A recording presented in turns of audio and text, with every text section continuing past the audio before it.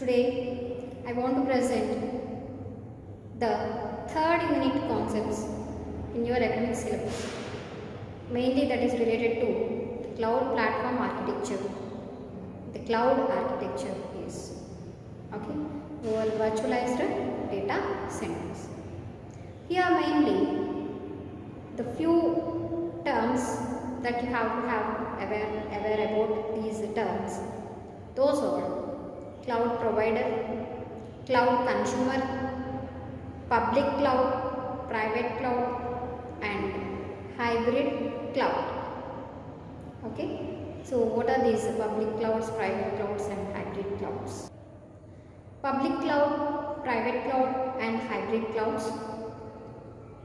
Suppose if in your organization, if you want to have the cloud services through your private IP address, through the private IP address you can have the private cloud services. You can avail the services through the private cloud, and that is meant for your organization only. And the connectivity and all just you will maintain, then that the IP is also local to you, private to you. No one will just have the accessibility if you are using the private cloud. And if you are using the private cloud in an internet, and also some of the services that you want to have, public services you want to have through the public cloud, then the public cloud means that is meant for all generalized public services. Anyone can use all the public services. So these public services you can have avail these services through the public cloud. The public cloud providers are Microsoft Azure, Amazon AWS, Salesforce.com, Google App Engine, IBM Blue Cloud. These are all nothing but the public cloud providers. Okay ma'am? Right. So suppose if you are requiring the services of both the public and private, then you can maintain it as a hybrid cloud. That is called as a hybrid cloud. That is for both to provide public services and also the private services to one particular organization through the intranet. Okay, through the internet. Here, a typical public cloud, just all the cloud services can be queued, and it maintains the queues. And here, the data center, the server clusters you can observe, the server clusters in the cloud storage. And here, the platform front end, web service that is APIs can use. Right now, so here the cloud users which avails the services of the cloud or nothing but a cloud user. The next one, cost effectiveness. Cost effectiveness in cloud computing versus data center utilization. See, the cost is increasing. Suppose if the number of users are more, and here the viable costs in operational expenses. The operational expenses includes both the this cloud uses and also the cost. Okay, the data center and the cost and the utilization, each and everything just includes the parameters in this cost effectiveness in cloud computing. Okay, so number of user hours, that is also one another important metric here. So if you observe the traditional IT cost model, here if the number of users are increasing and the fixed costs you can observe, whereas in this a linear slope you can observe in cloud computing. Here you can observe the cloud consumers, cloud management, virtual infrastructure, that is VI management, VM managers. You can observe all these. So different sort of VM managers or Xen, KVM, VMware, all these are the VM managers.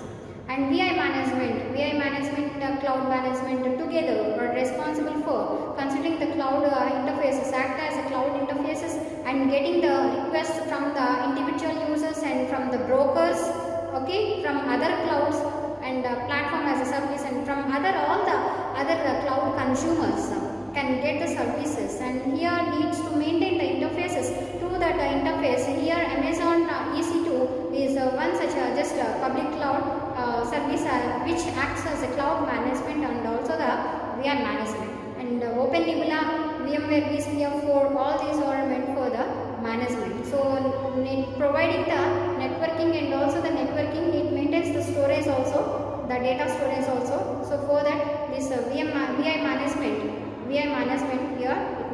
for the OpenNebula and VMware vSphere 4, Globus, Nimbus, Eucalyptus. All these are all the operating systems which are virtualized. Virtualized OSs we have already done in the second unit.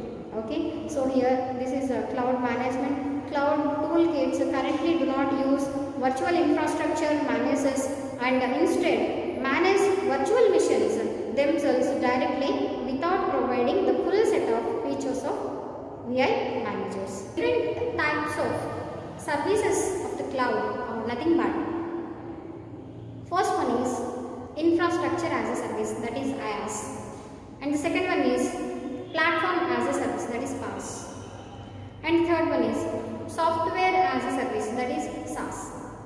SaaS is mainly related to the application level, so all the times it is having the direct interaction with the users, so there it maintains one client interface.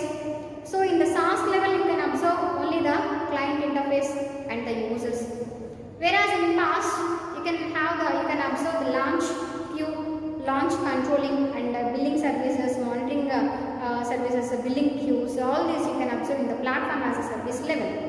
Okay, whereas in the infrastructure level you can observe the infrastructure as a service. Infrastructure as a service, there you can observe the master and number of many more slaves, the workers you can observe. Slaves in the sense those are nothing but the workers.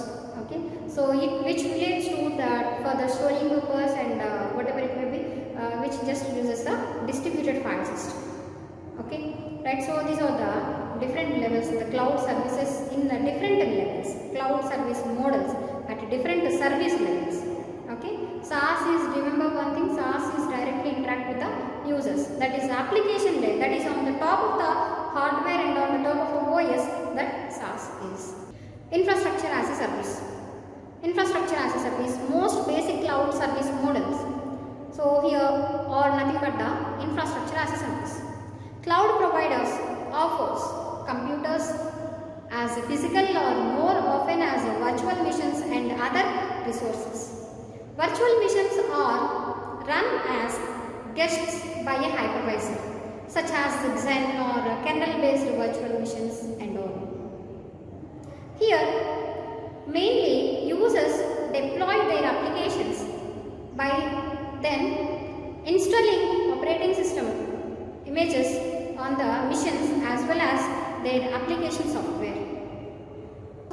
Cloud users deploy their applications by then installing operating system images on the machines as well as their application software.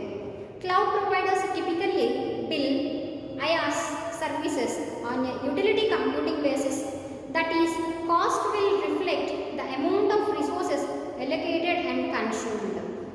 And here the many more examples will be there, which includes Amazon Cloud Formation and Terramark and Google Compute Engine. These are the infrastructure as a service offerings from public clouds. You can observe Amazon EC2, Terramark, and these are all the cloud names and virtual the APIs which these clouds uses and hypervisors. Most of the hypervisors are Xen. The next one is platform as a service. Platform as a service, cloud providers deliver a computing platform typically including operating systems, programming language execution environment, database and web server. Application developers develop and run their software on a cloud platform without the cost and the complexity of buying and managing the underlying hardware and software layers. Examples of PaaS include Amazon Elastic these are Benchmark, Cloud Foundry, and these are all nothing but Google App Engine or Microsoft Azure, Orange Space. All these are the examples of PaaS. Dear students, you can observe these are the 5 public cloud offerings of PaaS: Google App Engine, Salesforce.com, Microsoft Azure, Amazon Elastic MapReduce, and Eka. These are all, and the languages that just they use in the programming models, and most of the cases it uses MapReduce, okay, and the target applications and storage options.